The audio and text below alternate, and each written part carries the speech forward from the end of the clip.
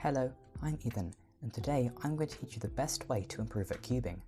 No matter what skill level you are, and no matter which event you want to improve at, this easy technique will help you to get faster. So let's get started.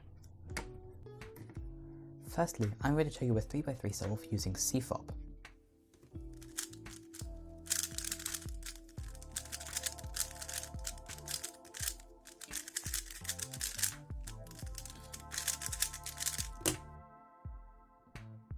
Now, what would you say if I asked you how fast you thought that solve was?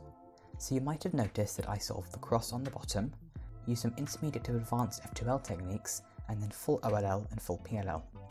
If you can do all of those things and average between 15 and 20 seconds, you might think it was around the same speed as your solves. Well, that solve was actually around 11 seconds. If I asked you to tell me how I could have improved that solve, you would probably point out there were a lot of pauses during the solve, meaning my look ahead isn't great. If you average 15 to 20, you might think that I was pausing just as much as you do. But in reality, when you pause during one of your own solves, it doesn't seem as bad as when you watch somebody else pausing during a solve. So if you want to improve, you need to watch yourself solving.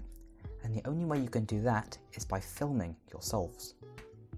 It might seem like it won't help that much, but trust me, you can identify your weaknesses much more easily when watching your solves played back to you. But there are a few things that you need to know before filming your solves. Firstly, if you film yourself solving and can see your face, it's not going to help you to correct your mistakes. You need to get a camera angle from behind you or between you and the cube so that the camera sees exactly what you could see while doing the solve. That way, when you watch your solves played back, you can understand what you were thinking while doing the solve, which will make it easier to find your mistakes and correct them. If you have a tripod or some kind of phone stand, that's great.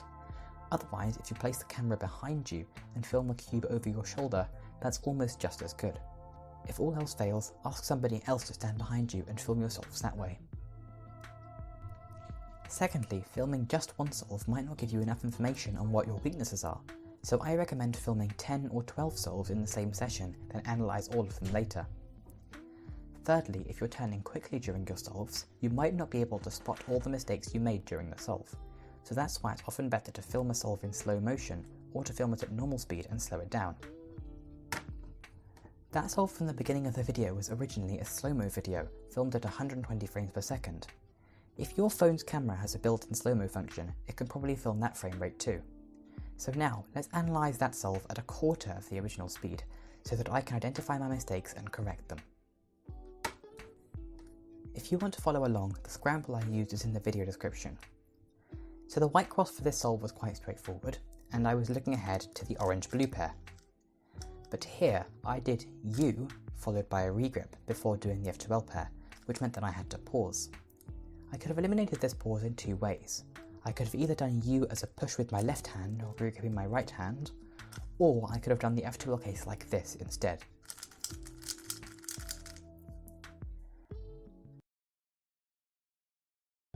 I saw the orange-green pair next, so I did that pair. Next I did red-blue, and then had a big pause. I couldn't find the pieces for my last pair because I was turning too fast while doing the red-blue pair and my look ahead couldn't keep up. So once I found the pieces, I did the last pair. Next, for OLL, even though this is a very easy case to recognise, I did two unnecessary U moves for some reason.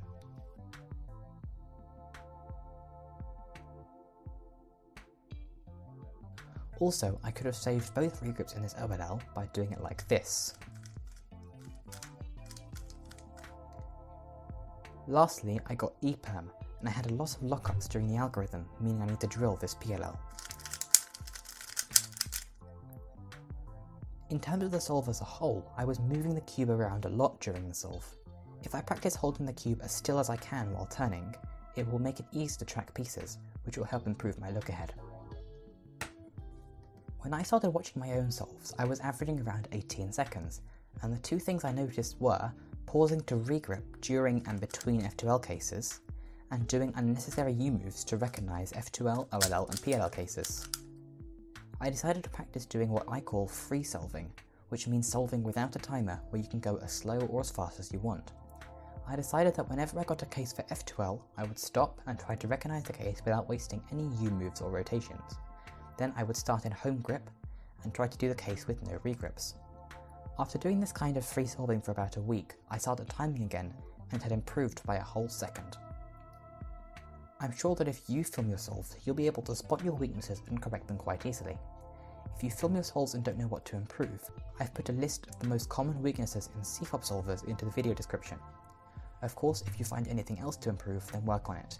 I'm telling you the most common bad habits that you should look out for. The great thing about this technique is it doesn't apply specifically to cubing. It works for many different skills that require practice. If you watch somebody doing something, it's much easier to spot mistakes than while doing that thing yourself. The idea of taking a slow-mo can also be useful if your skill involves quick thinking and decision making. So I hope you learned something new from this video. As always, if you like my videos, please subscribe by clicking the button down here. Thanks for watching.